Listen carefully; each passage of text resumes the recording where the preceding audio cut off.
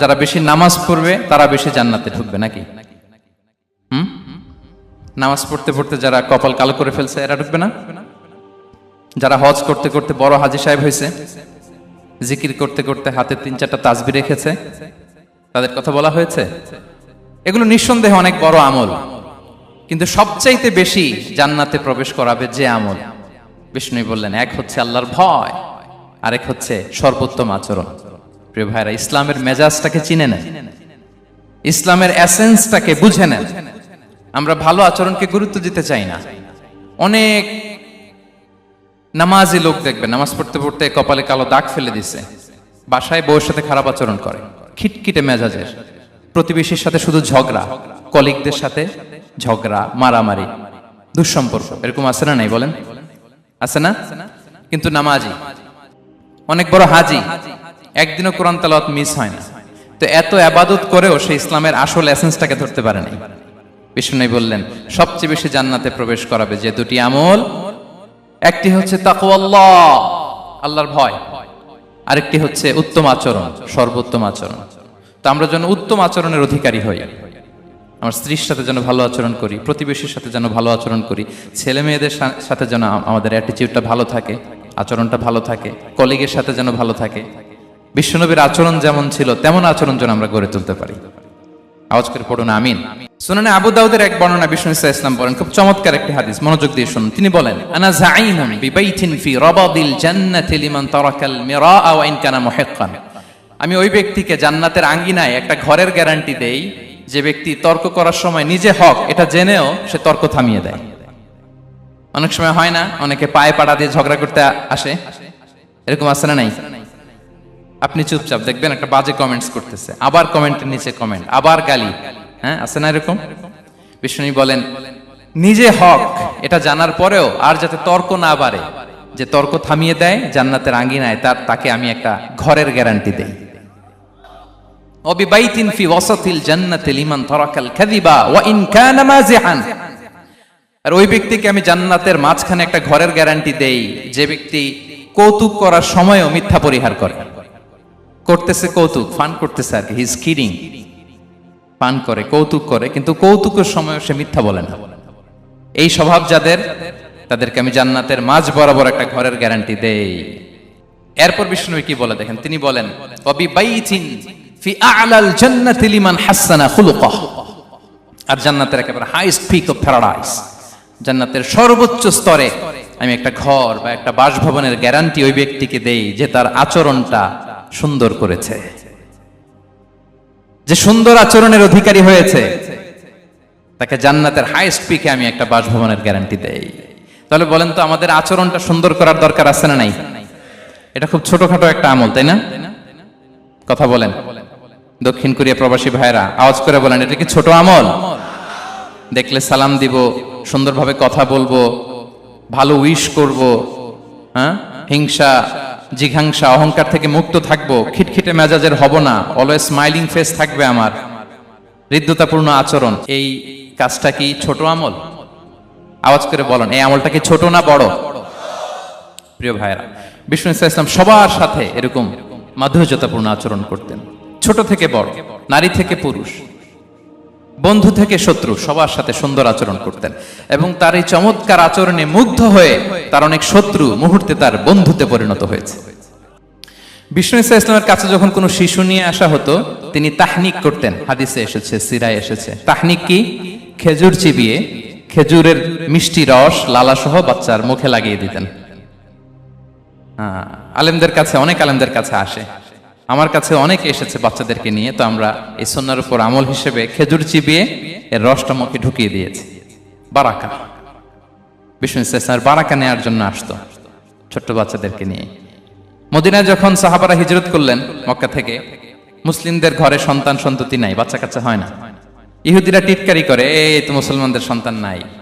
সর্বপ্রথম যেই সন্তান হয়েছে তিনি হচ্ছেন আয়েশা রাদিয়াল্লাহু তাআলা আনহার বড় বোন আসমা বিনতে আবু বকরের ঘর উজাড় করে এক সন্তান এসেছে, পুত্র সন্তান, নাম হচ্ছে আব্দুল্লাহ। কি নাম?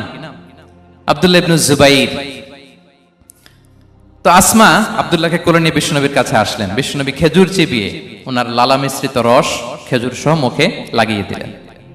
তা আসমা সবসময় গর্ব করে বলতেন যে আমার সন্তানের পাকস্থলীতে সর্বপ্রথম যেটা ঢুকেছে এটা হচ্ছে বিশ্বনবীর লালা মিশ্রিত খেজুরের রস। আল্লাহু আকবার। বাচ্চারা আসলে বিশ্বনবী তাহনিক করতেন এবং এটা ল্যাবরেটরিক্যালি প্রুভড, সায়েন্টিফিক্যালি প্রুভড যে বাচ্চার জন্মের পরে এরকম মিষ্টি দিলে, স্পেশালি ডেটস নির্যাস যদি দেয়া হয়, তাহলে এটা তার ইমিউন সিস্টেম বাড়ায়, রোগ প্রতিরোধ ক্ষমতা বাড়ায়, তার ব্লাড সার্কুলেশন বাড়ায়, রক্ত সঞ্চালন বাড়ায়। বিশ্বনবী এটা করতেন। অনেক মায়েরা বরকতের জন্য বিশ্বনবীর কোলে বাচ্চা দিতেন। অনেক বাচ্চা বিশ্বনবীর কোলেই পেশাব করেছে, হাদিস সাক্ষী। ওখান থেকে মাসালা এসেছে, মেয়ে বাচ্চা পেশাব করলে কিভাবে ক্লিন হবে, ছেলে বাচ্চা পেশাব করলে কিভাবে ক্লিন হবে। বিশ্বনবীর কোলে নিয়েছেন, পেশাব করে দিছে ভরায়া। আল্লাহু আকবার। বাচ্চাদের মাথায় তিনি হাত বুলিয়ে দিতেন। যেই বাচ্চার মাথায় বিশ্বনবী হাত বুলাতেন, ওই বাচ্চার মাথায় খুব বেশি বেশি চুল গজাতো। সুবহানাল্লাহ পড়বেন না? এক ভণ্ড, সেও ছিল নবী দাবিদার, মুসাইলামাতুল কাযযাব। সে নবীকে কপি করত, নবী যা যা করতো তাই করত। তো সেও তার এলাকায় অনেক বাচ্চাদের মাথায় হাত বুলাই দিতে শুরু করলো, যে মোহাম্মদ বাচ্চার মাথায় হাত বুলালে বাচ্চার মাথায় চুল বড় হয়, আমিও তাই করব। সে বলতো আমিও নবী। সে বলতো নবু আনিস শুনলি ওয়ানিস শুনলাকে মোহাম্মদ, হে মোহাম্মদ, নবু তোমার অর্ধেক আমার অর্ধেক। কি মামুর বাড়ির আবদার দেখছেন? বলে আমারটা আমাকে বুঝিয়ে দাও।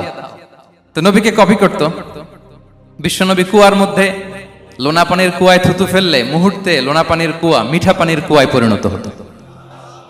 তো এই বদমাসটা যখন কপি করে থুতু মারছে ওদের এলাকার কুয়ায়, ওটা ছিল মিঠা পানি, ওটা মুহূর্তের মধ্যে লোনা পানির কুয়া হয়ে গেছে। তো বিশ্বনবীকে কপি করে সে তার এলাকার নবজাতক বাচ্চাদের মাথায় যখন হাত বুলিয়ে দিতে শুরু করলো, পরবর্তীতে দেখা গেল ওই বাচ্চাগুলো আজীবন ছিল টাক মাথা। চুল বাড়বে তো দূরের কথা, এদের মাথায় চুলই ওঠে নাই। আল্লাহু আকবার। মুজিজাতুন নবী। তো বিশ্বনবী মাথায় হাত বুলিয়ে দিতেন, বাচ্চাদেরকে চুমু খেতেন। আপনারা বাচ্চাদেরকে কোলে নেবেন, আদর করবেন, চুমু খাবেন, বিশ্বনবীর সুন্নাহ এটা। বাচ্চাদের সালাম দিতেন। মাঝে মাঝে বাচ্চাদের সাথে মজা করতেন, তাদের সাথে খেলাধুলা করতেন। বাসায় সময় পেলে এটা করবেন, ছেলেমেয়েদেরকে নিয়ে খেলতে নেমে যাবেন। শুধু বাচ্চাদের সাথে ফান করতেন এমন না, ভুল দেখলে শুধরে দিতেন। এক ছোট্ট বাচ্চা কোলে বসে খাবারের প্লেট থেকে এখান থেকে ধরে ওখান থেকে ধরে, তাও বাঁ হাতে। বিশ্বনবী বললেন, ইয়া গোলাম সাম্মিল্লাহ, বিসমিল্লাহ বলো। কুলবি ইয়ামিনিক, বাঁ হাতে নয় ডান হাতে খাও। ওয়া কুল মিম্মা ইয়ালিক, আর এদিক সেদিক থেকে নয়, তোমার সামনে যেটা আছে ওইটা খাও। সুবহানাল্লাহ। শুধরে দিতেন। সাদাকার খেজুরের স্তূপ ছিল, জাকাতের খেজুর। হাসান রাদিয়াল্লাহু তাআলা আনহু, বিষ্ণু ইসলামের দহিত্র, ছোট্ট মানুষ, হাঁটতে হাঁটতে যে খেজুরের স্তূপের দিকে খেজুর নিয়ে খেলতে যায়, হঠাৎ একটা খেজুর খেতে আরম্ভ করলেন। বিষ্ণু বলেন, কিখ কিখ, থামো থামো, ওয়াক থু থু। আমরা যে বাংলা ওয়াক থু বলি, এটার আরবি হচ্ছে কিখ। মানে এই নানা ভাই রাখো রাখো রাখো। আলা তাআলাম ইন্না লা নাকুলু সাদাকা, নানা ভাই তুমি জানো না আমরা হাশিমি খানদানের, আমরা সাদাকার মাল খেতে পারি না। আঙ্গুল ঢুকিয়ে মুখ থেকে খেজুর বের করে দিলেন। সুবহানাল্লাহ। এভাবে ছোট্ট বাচ্চাদের ভুলগুলো শুধরে দিতেন, কারেকশন করতেন। সুনানে নাসাইতে এসছে, কানা রাসূলুল্লাহ সাল্লাল্লাহু আলাইহি ওয়াসাল্লাম ইয়াজুরুল আনসার, তিনি যখন আনসারীদেরকে ভিজিট করতে যেতেন, ফায়ুসাল্লিমু আলা সিবিয়ানিহি, আনসারী বাচ্চাদেরকে সালাম দিতেন। আপনারা বাচ্চাদের সালাম দেন তো নাকি? নাকি বাচ্চাদের সালামের জন্য বসে থাকেন? অনেকে মনে করে যে আমি মুরব্বী হাজী সাহেব, 80 বছর বয়স, আমি তো শুধু সালাম পাবো, আমি দিব কেন? এরকম একটা ভুল ধারণা আছে না? সালাম শুধু ছোটরা দিবে, ব্যাপারটা কি এমন না। ছোটরা বড়দের দিবে, বড়রা ছোটদের দিবে, সবাই সবাইকে দিবে। ঠিক কিনা বলেন? ইনশাআল্লাহ বলেন সবাই। ওয়ায়ামসাহু বিরুসিহিম, বাচ্চাদের মাথায় হাত বুলিয়ে দিতেন। ওয়ায়াদউ লাহুম, তাদের জন্য দোয়া করতেন। তাহলে বিশ্বনবীর বাচ্চাদের সাথে আচরণ, ডিলিংস, ইন্টারঅ্যাকশন কেমন ছিল বুঝতে পেরেছেন? একবার এক নামাজে ওনার নাতিদেরকে নিয়ে হাজির হলেন, হাসান হুসাইন রাদিয়াল্লাহু আনহুমাকে নিয়ে। তো নামাজের এক সিজদায় বিশ্বনবী এমন লম্বা সময় সিজদায় পড়ে রইলেন, মাথা আর উঠান না। মুসল্লিরা তো অবাক, সাহাবারা ভাবলেন হায় রে, নবীজি অসুস্থ হয়ে গেলেন নাকি, অথবা ওহী নাজিল হলো নাকি। নামাজ শেষে সাহাবারা জিজ্ঞেস করলেন, ইয়া রাসূলুল্লাহ, আপনি কি অসুস্থ হয়েছেন নাকি ওহী নাজিল হচ্ছিল? এত লম্বা সিজদা দিতে তো কখন দেখি নাই। বিশ্বনবী বললেন, না না, কুল্লুন যালিকা লাম ইয়াকুন, কোনটাই না, বরং ওয়ালাকিন্না বিনি ইরতাহালানি, আমার নানা ভাই হাসান হুসাইন সিজদারত অবস্থায় আমার পিঠের উপরে উঠে বসেছিল। ফাকারিহতু আন উআজ্জিলাহু হাত্তা ইয়াকদিয়া হাজাতা,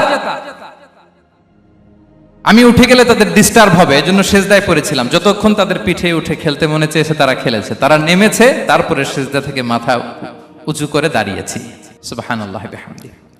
তো আমরা কাঁধে নিয়ে খেলবো তো দূরের কথা, আমরা অনেকে বাচ্চাদেরকে মসজিদে দেখলেই রেগে যাই, আছে না নাই? অনেক মুরব্বীরা আছে মসজিদে বাচ্চা দেখতে পারে না, দেখবেন হ্যাঁ, খিটখিটে মেজাজের হয়ে যায়, রিয়্যাক্ট করে। আলহামদুলিল্লাহ গত অনেক বছর ধরে বাংলাদেশে এটা নিয়ে আমরা কন্টিনিউয়াসলি বলেছি যে না, শিশুদেরকে আপনারা মসজিদে আসলে ধমক দিবেন না, ভুল করলে, আওয়াজ করলে, চিৎকার করলেও তাদেরকে বকা দেওয়া যাবে? বলেন। আজকে যদিও বকা খেয়ে মসজিদ থেকে ফিরে যায়, আর কোনোদিন মসজিদের দিকে পা বাড়াবে?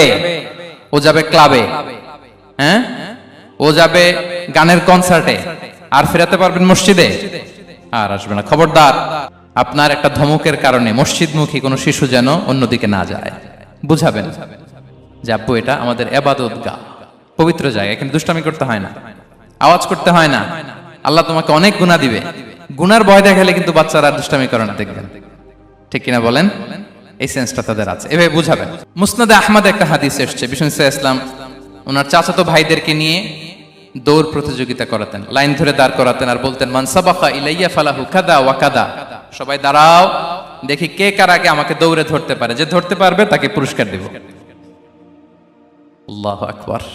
এবং বিশ্বনবীর এই কথা শুনে সবাই দৌড়ে যে বিশ্বনবীর ঘাড়ের উপর উঠতো, বুকের উপর উঠতো, ঝাঁপিয়ে পড়তো, বিশ্বনবী সবাইকে ধরে আগলে নিতেন, প্রত্যেকের গালে চুমু খেতেন। পড়েন সুবহানাল্লাহ। এই ছিল শিশুদের প্রতি বিষ্ণু ইসলামের আচরণ। তো আমরা এরকম আচরণ করি কিনা? আমাদের আচরণটা আমাদের বাচ্চা, আমাদের আত্মীয় স্বজনের ছোট ছেলে মেয়ে, আমরা কোথাও শিশুদেরকে যদি দেখি, আমরা তাদের সাথে কিভাবে আচরণ করি একটু মিলিয়ে নিন।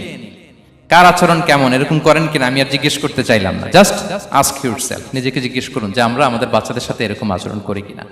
সাহাবারা তো সবচাইতে বেশি বিশ্বনবীর সঙ্গ পেয়েছেন, তাই না? তাদের সাথে কেমন আচরণ ছিল? যে আয়াতটি দিয়ে আমি শুরু করেছি, আল্লাহ বলেছেন ফাবিমা রাহমাতিম মিনাল্লাহি লিনতা লাহুম ওয়ালাউ কুনতা ফাযযান গালিযাল কলবি লানফাদ্দু মিন হাওলিক। সাহাবারা বিশ্বনবীর এত ভালোবাসা পেয়েছেন, এত সুন্দর আচরণ পেয়েছেন, তারা বিশ্বনবীকে সব সময় আগলে রাখতে চাইতেন, ঘিরে থাকতে চাইতেন, তার সঙ্গ ছাড়তে চাইতেন না। পড়েন সুবহানাল্লাহ। বাসায় ভাল লাগে না, বিশ্বনবীর কাছে চলে যেতেন। ওয়াইফের সাথে মনোমালিন্য, নবীর দরবারে চলে যেতেন।